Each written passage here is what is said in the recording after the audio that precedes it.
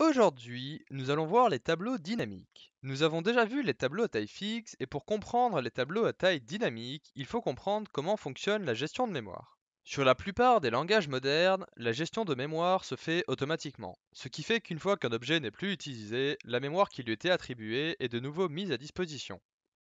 Mais sur les anciens langages, il fallait penser à libérer la mémoire qui leur était attribuée une fois que vous n'en aviez plus besoin. C'est comme si vous aviez un plan de travail pour une équipe de plusieurs centaines de personnes et que vous deviez nettoyer de temps en temps pour éviter de ne plus avoir de place. Si vous enlevez quelque chose qui est utile par la personne qui en a besoin, elle sera embêtée. Nous pourrions donc nous dire que chacun pourrait faire le tri soi-même. Si vous l'aviez mis ici et que vous n'en avez plus besoin, alors c'est bon. Mais nous avons encore le même souci que dans l'exemple précédent. En effet, ce n'est pas parce que vous n'en avez plus besoin que la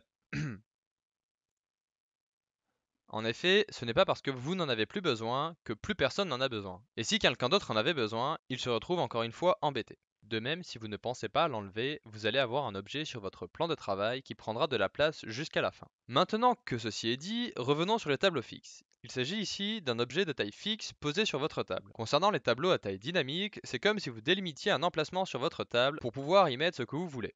Vous pouvez donc choisir d'assigner un espace de travail en fonction de vos besoins en temps réel. C'est ce principe qui est utilisé sur les listes de type tableau que nous avons déjà vues, mais vous pouvez vous en servir vous aussi. A noter ici que leur utilisation n'a pour but que de gagner en performance.